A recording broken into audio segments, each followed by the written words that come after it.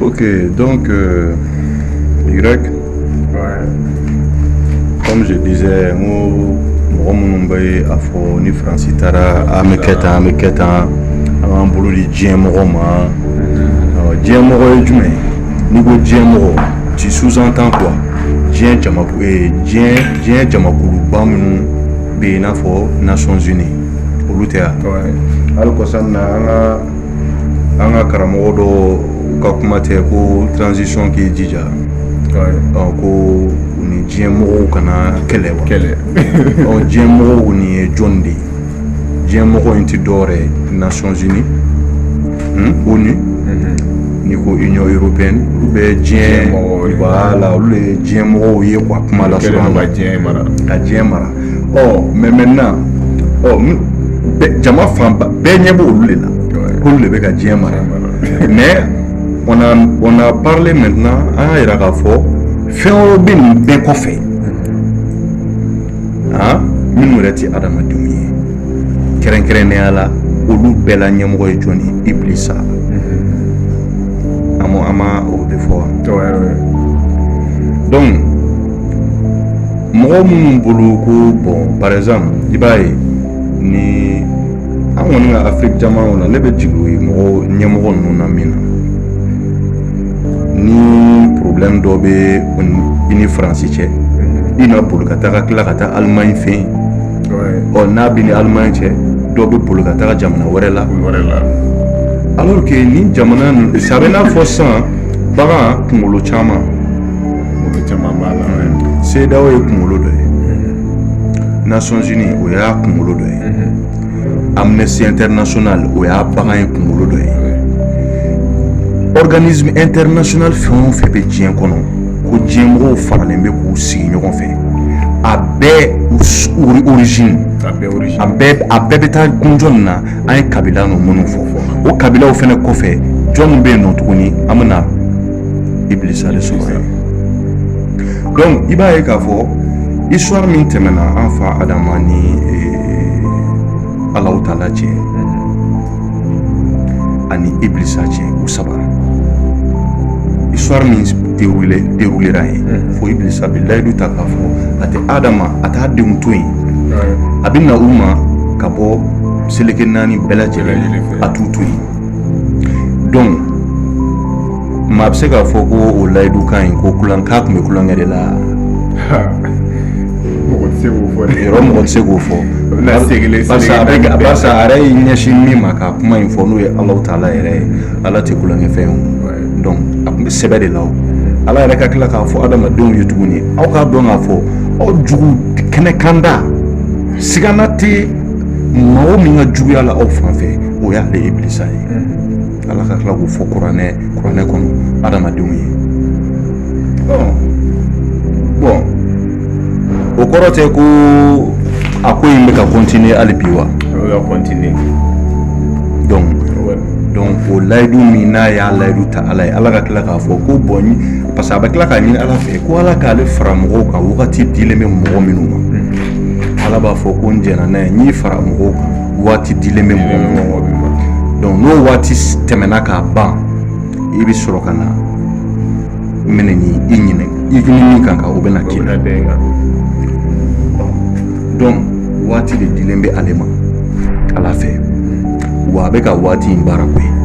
O de la i b'a ye Ala kira ka hadisa dɔw bɛ yen sallallahu alaihi wa sallam, a b'a fɔ ko mɔgɔw ka essayer waati dɔw la n'i ye temps sɔrɔ i ka sieste ni i ka hali minute waatini dɔɔni sunɔgɔ tilegan fɛ. Ko ka sababu kɛ jumɛn ye? Parce que Iblisa a tɛ sɛgɛn, a tɛ lafiya, a tɛ repos ta. A tɛ repos ta mun na? Parce que wagati de dilen b'a ma, compteur b'o tic tac tic tac. Donc ale kan ka ko o ko kɛ sa, ale tɛ se ka saliya o la, ale b'o baara de la. Parce que ale b'a dɔn wagati de dilen b'ale ma, wa wagati in a tɔ man jan. Donc nin ko in bɛ sen na fo sisan, mais kow ye forme différent de ta, o de ye adamadenw tunu ko ninnu kɔnɔna na. Ko ye forme différent de ta, i ma ye. Bon par exemple Ala kira tile la sallallahu alaihi wa sallam, scène dɔw kɛra silamɛw ka ni kafiriw ka kɛlɛ dɔw la sitanɛ tun bɛ kɛnɛ kan ayi nana mɔgɔya sawa la kɛnɛ kan bon pratiquement a bɛ se ka fɔ kira yɛrɛ ka dɔgɔ kira min cira Ala fɛ ko Iblisa ma na a yɛrɛ yira o waati la kɛnɛ kan parce que c'est un combat kɛlɛ de don entre le bien et le mal nɔrɔ ani dibi ni ɲɔgɔn cɛ kɛlɛ de don donc o kɛlɛ in de bɛ sen na hali bi bon maintenant n ye min fɔ n ko formes de yɛlɛmana bon par exemple prophète tile la a nana sawura min na o tun bɛ bɛn olu ka époque tile ma i bɛ taa sɔrɔ peut-être cɛlamuguw tun melekelen b'a la bamuru dɔw b'a yɛrɛ bolo parce que a taara i ɲagami kureshi kafiriw ka armée de la parce que chaque fois a bɛ na a b'a essayer k'a yɛrɛ kɛ o période mɔgɔ dɔ de donc bon maintenant ni a bɛ na anw tile la bi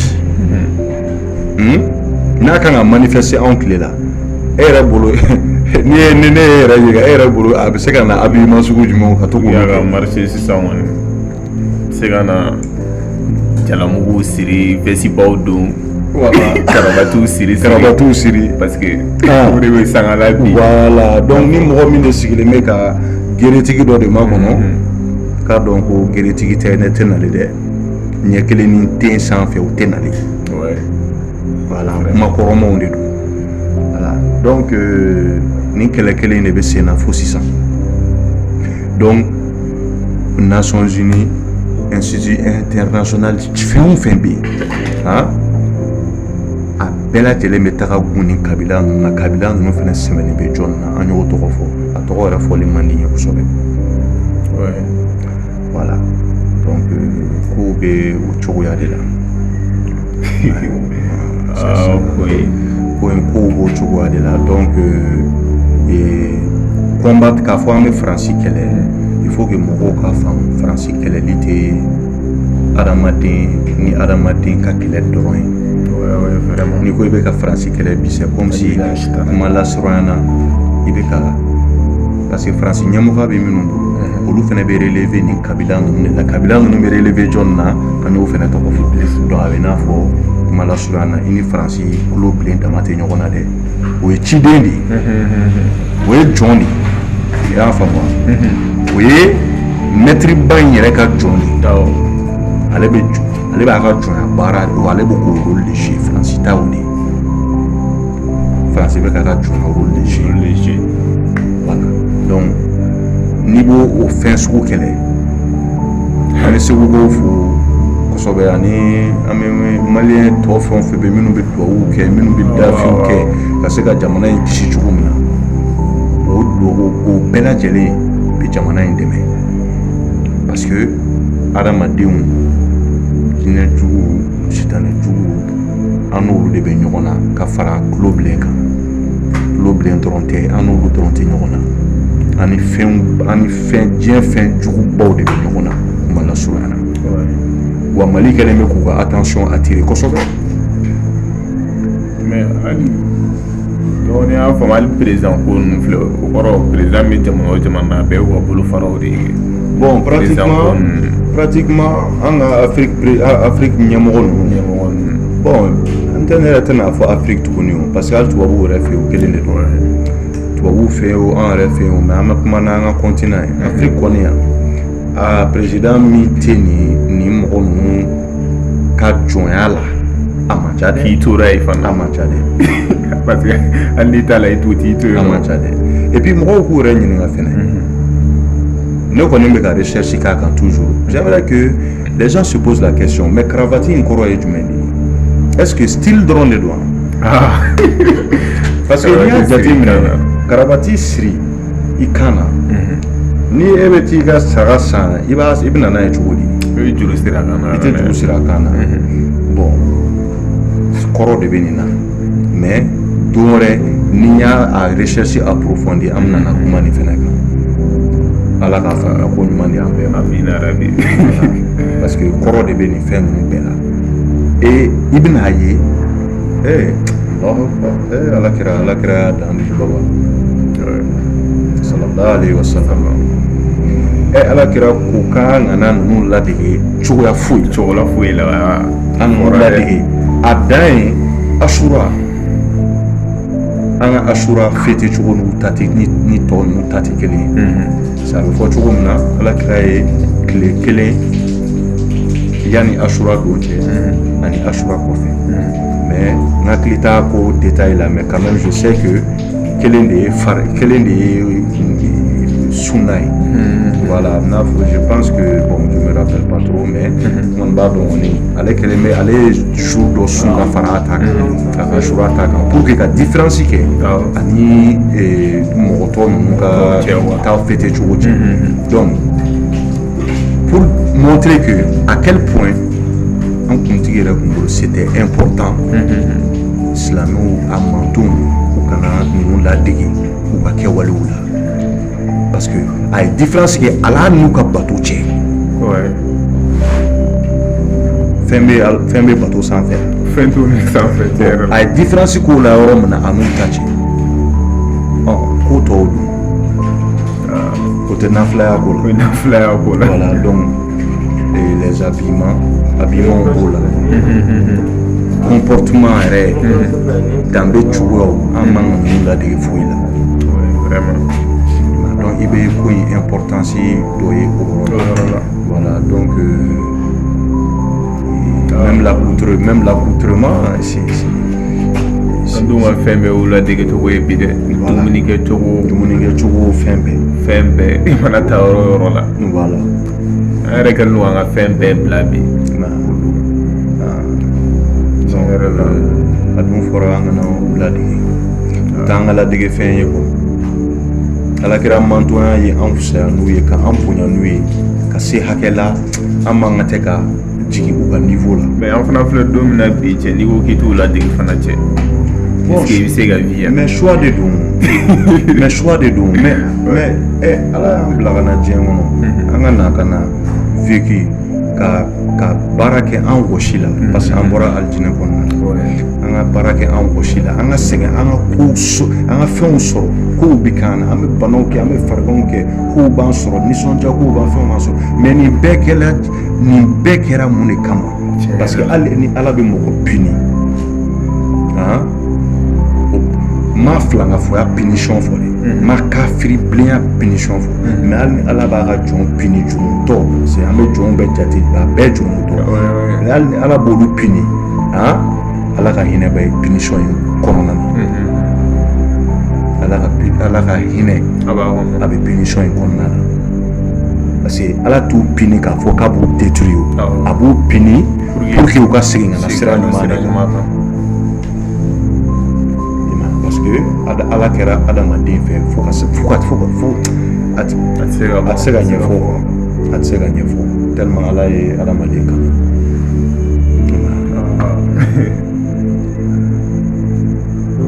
donc c'est un peu ça et voilà donc ni institut international ninnu filɛ nin ye il faut comprendre que bon dɔw b'u wele les Illuminati fɛn bon il faut comprendre que c'est ça en réalité dɔw bolo ko conspiration ko théorie de fɛn etc c'est pas des théories théories tɛ dɛ ce ne sont pas des théories c'est la réalité c'est la pure réalité bon donc ni leaderw man se ka ni fɛn ninnu dɔw faamu yɛrɛ fɔlɔ quoi parce que ni m'a ɲɛ bɛ mɔgɔ kɛlɛ a dɔn fɔlɔ ni mɔgɔ min bɛ ɲɔgɔn na dɛ sinon surprise b'i bolo dɛ e t'a dɔn ni mɔgɔ min bɛ ɲɔgɔn na e t'a tigi ka cogoya dɔn a bɛ sɔn min ma a tɛ sɔn min ma e t'o dɔn c'est comme si par exemple e ni dɔ bɛna kɛlɛ e t'a dɔn a bɛ sɔn ka muru ta i kama e t'a dɔn a bɛ sɔn ka marifa ta i kama e jɔlen bɛ ni bolokuru ye mais i sufu i bɛ kɛ sufu de ye voilà donc ko b'o cogoya de la vraiment donc a ka faamu diɲɛ bɛ nin mɔgɔ ninnu de bolo donc an ni faransi dama tɛ ɲɔgɔn na ani États-Unis dama tɛ ɲɔgɔn na donc dɔw fɛnɛ bolo que non ko États-Unis an n'olu tɛ ɲɔgɔn na parce que an tɛ k'olu ye kɛnɛ kan Mali attaqueli sugu dɔw la i b'a fɔ faransi bɛ ka kɛ cogo min na mais c'est-à-dire faransi tɛ pas ka kɛ bi Parce que il faut comprendre États-Unis fana bɛ mɔgɔ minnu bolo France b'olu mɔgɔ kelenw de bolo olu bɛ fɔ ɲɔgɔn kɔ ni dalu jumɛn ye en réalité c'est-à-dire cinéma théâtre de don i b'a ye kuma dɔw la américains ni français bɛ fɔ ɲɔgɔn ko ni dɔw la o n'a ɲɔgɔnna ni fɛn ninnu donc a bɛ mɔgɔw tɔw bɛ ɲagami les gens ne savent même plus quoi penser est-ce que américains yɛrɛ ni français ka di sisan u tile kelen ma kɛlɛ parce que u bɛɛ ni juru bɛ mɔgɔ kelenw de bolo donc ni la yedi kɛra nin cogoya la dɔrɔn i bɛ tunun quoi et puis u tɛ ɲɔgɔn kɔ bila dɛ voilà n'a ye mɔgɔ min de kɔnɔ ko Amérique bɛ n'an dɛmɛ Faransi kan ou bien tan non u tɛ ɲɔgɔn bila diɲɛ kɔnɔ u tɛ ɲɔgɔn bila diɲɛ kɔnɔ en tout cas u t'a kɛ farafin kɔni kama farafin kɔni parce que n'i nana ko in faamu quoi an fa Adamu alayhi salam Ala y'a fɔ kuranɛ kɔnɔ a ma nɔgɔ to a la a ko k'a y'a da ka bɔ bɔgɔ la ne bɛ ɲininka e bɛ bɔgɔ dɔ dɔn diɲɛ fan jumɛn ko bɔgɔ jɛman bɔgɔ finɛ parce que sable bɛ yen bɔgɔ bɛ yen kelenw tɛ o bon donc misaliya la n bɛ fɛ ka min kuma la surɔ an bɛ fɛ ka min fɔ an fa Adamu alayhi salam il était un noir farafin de kun o diyara mɔgɔ min ye o don o ma diya mɔgɔ min ye o don c'était un noir ni min bɛ sɔsɔli ko la i ka taa kuranɛ kalan an fa Adama ka création na Ala fɛ i ka taa ɲɛɲini i yɛrɛ ye voilà donc an fa Adamu farafin de tun donc ne bɛ yɛrɛ ɲininka a fɔra ko Ibilisa y'ale kɔniya cogoya min na ka tila ka layiduw ta n t'a denw to yen ni an fa Adama taɲara parce que Ibilisa si ka ca ale ta ye o ale taɲalen kɔfɛ o ni juguya sugu min fɔra o a b'a ta ka ɲɛsin jɔnni ma maa minnu ye Adama denw ye voilà bon Adama denw na nin bɛɛ lajɛlen b'a la tubabuw b'a la an bɛɛ o y'an bɛɛ a ye adamaden bɛɛ de o kɛra mɔgɔ sugu sugu ye i bɛ adamadenw na donc o kɔrɔ ye jumɛn a ka juguya dɔ ɲɛsinnen bɛ adamadenw bɛɛ lajɛlen ma i kɛra tubabu ye juguya ɲɛsinnen b'i ma i kɛra chinois ye a ɲɛsinnen b'i ma i mana kɛ siya o siya ye a ka juguya dɔ talen bɛ ka ɲɛsin i ma mais n'i y'a mago bɔlen i la c'est que a tilala e la e bɛ fara ale ka jamakulu de kan jahanama kɔnɔ bon maintenant mais donc i b'a ye juguya de b'a bolo ka ɲɛsin adamadenw ma o tɛ tiɲɛ ye bon mais maintenant juguya kɛrɛnkɛrɛnnen dɔ b'a bolo ka ɲɛsin mɔgɔ ma mɔgɔ min b'ale o yelen yɛrɛ dama b'ale hakili jigin Adama la parce que a bɛ n'a fɔ hali ni e juguya minɛ na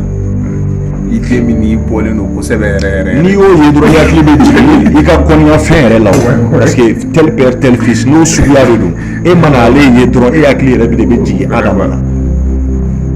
o kɔrɔ tɛ ko tɔw t'a denw ye dɛ mais a ka juguya bɛ bonya dɔ yɔrɔ ka tɛmɛ dɔ kan k'a sababu kɛ yecogo ye donc misaliya la an bɛ profiter an bɛ voilà o ye farafinw ye bon an bɛ profiter an bɛ a yira dɔrɔn k'a fɔ n'i y'a ye n'i taara arabu jɛmanw fɛ yen n b'a fɔ arabu jɛmanw parce que an bɛna don o kuma fɛnɛ kɔnɔ une prochaine fois inchallah parce que arabu autochtones les premiers arabes sont des noirs arabu fɔlɔfɔlɔ ye farafinw de ye arabu fɔlɔfɔlɔ c'était des noirs preuve min dalu min b'a ko la hali kuncili t'a ban o ye entre parenthèses i m'a faamu mais i bɛ diɲɛ adamaden sugu tɔ bɛɛ lajɛlen ta ko dɔ jateminɛ ko dɔ bɛ nin bɛɛ lajɛlen fɛn o fɛn fara jɛlen fɛn dɔ b'u bɛɛ bolo ka ɲɛsin finmanw ma ka da mun kan parce que farafinya contrairement u bɛ kuma minnu fɔ u ka manamanakan n'u ka nkalon kirikara ninnu na ko farafin dangana de a donna tan a bɔra tan i b'a ye arabu jɛmanw u ka tɔɔrɔw bɛ se farafin ma n'i taara Chine chinois fɛnɛ caman bɛ ten faransi tubabu caman bɛ ten donc i b'a ye siya tɔ bɛɛ pratiquement a tila si tɛ farafin fɛ bon et pourtant i bɛ jateminɛ kɛ farafin tɛ bin a si kan kuma si i b'a dɔn k'a fɔ olu yɛrɛ fɛnɛ tɛ koyi ko wɛrɛ de b'olu fɛnɛ kɔfɛ olu yɛrɛ t'u yɛrɛ kalama ni o fɛn in de b'olu su tellement ale ka kɔniyani ka bon farafin fan fɛ ale fɛnɛ b'olu su olu fɛnɛ bɛ farafin kɔniya ka kojugu ta ka anw sɛgɛrɛ alors farafinya ye koba ye dɛ farafinya ye koba de bon farafin tubabu minnu bɛ yen nɔ an b'a fɔ de sa ala ka hinɛ u la parce que bon farafin tubabu ne yɛrɛ kɔni t'a dɔn farafin tubabu yɛrɛ bɛ farafin tubabu y'a sugu jumɛn farafin minnu farafinnen don mais tubabu don hakilina na miiri cogo la adamadenya taabolow la fɛn bɛɛ lajɛlen na bon farafin tubabu kɔni bon vraiment ala ka hinɛ u la voilà an b'o de fɔ olu t'a la ala ka hinɛ olu la mais sinon par ailleurs n tun bɛ ka yɔrɔ dɔ fɔ je pense que n pan n'o yɔrɔ kunna n ko double face ko in parce que i tun ye ɲininkali kɛ n ko Nations Unies officiellement Nations Unies ka baara de ye ka na ni paix ye diɲɛ kɔnɔ ka mɔgɔw dɛmɛ o ko ninnu tɛ yan olu de b'u ka gafew la wa o de sɛbɛnnen don mais kɛnɛ kan i bɛ fɛn dɔ constater ONU bɛ diɲɛ dugu o dugu kɔnɔ k'u taara se yen ko ka taa kɛlɛ dɔ de ban ni fɛn ma fara o kɛlɛ kan fɛn tɛ bɔ o la donc i bɛ visage fila in a bɔlen filɛ nin yɔrɔ fɛnɛ kɔnɔna la a sɛbɛnnen bɛ tantɔ o de yiralen bɛ diɲɛ na mais kɛnɛ kan an bɛ baara min kɛ o y'o contraire ye au lieu que a fɔlen don an bɛ na ni paix de ye an bɛ mɔgɔw lakana mais contraire la an bɛ mɔgɔw faga an bɛ na ni fitina ye donc ko in bɛ tan de donc i b'o ye n'i y'o ye ko o ko la o ye dajaliya taamasere de ye i b'a dɔn o de la ko in ye dajali ka affaire de ye